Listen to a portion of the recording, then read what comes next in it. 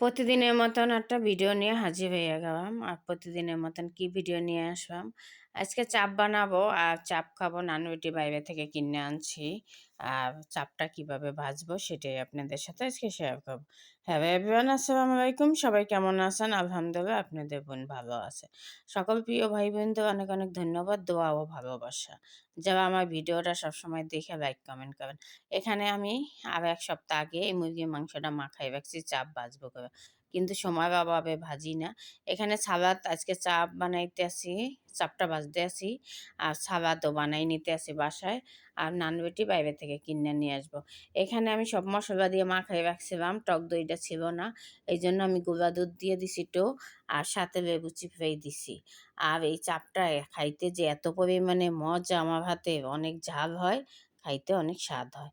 যাই হোক এরকম এখন মাখাইয়ে এখন আমার হাতে বেসন, এই বেসনটা আমি নিজে বানাই। ১ বছর আগের বেসন। ঈদের প্রতি বছর রোজায় আমি ২ কেজি বেসন ভাঙ্গাই। আমি এখানে সব রকমের ৫ রকমের ডাল শুকিয়ে নেই আর সাথে পোলার চাল দিয়ে আমি বেসনটা ভাঙ্গাই। আর এই বেসনটা বেগুনি খাইতে যে কি পরিমাণে মজা! আর আমি এই যে রাইখা দিছি কয়টা, এটা দিয়ে এই যে চাপ সবসময় ভাজি। আর আমি চাপটা বেশিরভাগ এই বুকের মাংস দিয়ে ভাজার চেষ্টা করি, এইটা দিয়েই মজা হয়। এখন আমি হালকা করে বেসন মাখাইছি। আর এখন তেলের মধ্যে এই যে আমি ভাইজা নেব। এইটা কি পরিমাণে যে মজা! একমাত্র যে খাইছে সেই বুঝবে। আর এই দেখেন কত সুন্দর চাপটা হইছে, কত বড়, বড় চাপ হইছে। এখানে আমি ২ পিস বুকের মাংস দিয়ে আমি ৪ পিস চাপ বানাই নিচ্ছি। আমরা ২ জন মানুষ ২ পিস করে। অনেক সুন্দর মজার একটা খাবার খুবই। আর চাপ কে, কে পছন্দ করেন? আমি তো খুবই পছন্দ করি। আমি অনেক আগে থেকে ক্যাম্পের বাজারে চাপ খাইতাম। ঐদিন থেকেই আমি এই ক্যাম্পের বাজারে চাপ খাইয়েই এই চাপ বানানো শিখে আজকে আমি ভালো রাঁধুনি হয়ে গেছি চাপ বানানোর। আর আমার চাপটা যে কি পরিমাণে মজা আপুরা ভাইয়ারা, একবার আমারে দেইখা এরকম বানাই খাইবেন।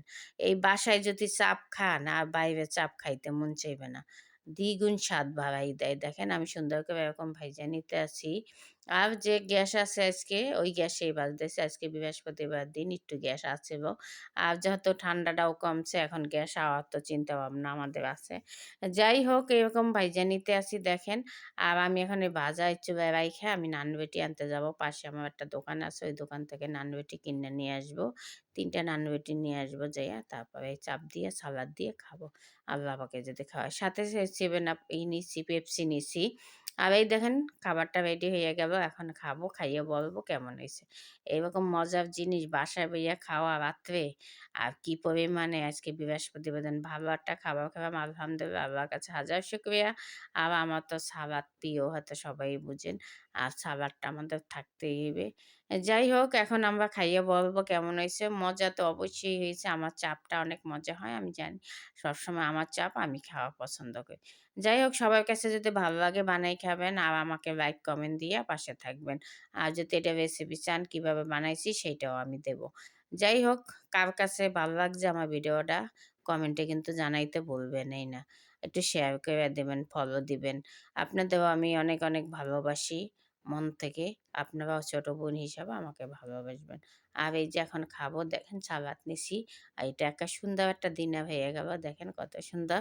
এরকম মজার খাবার কেটা খাইতে না চায় বলেন বাসায় বইসা। তো আপনারাও এরকম আমার মতন বানাই খাইবেন।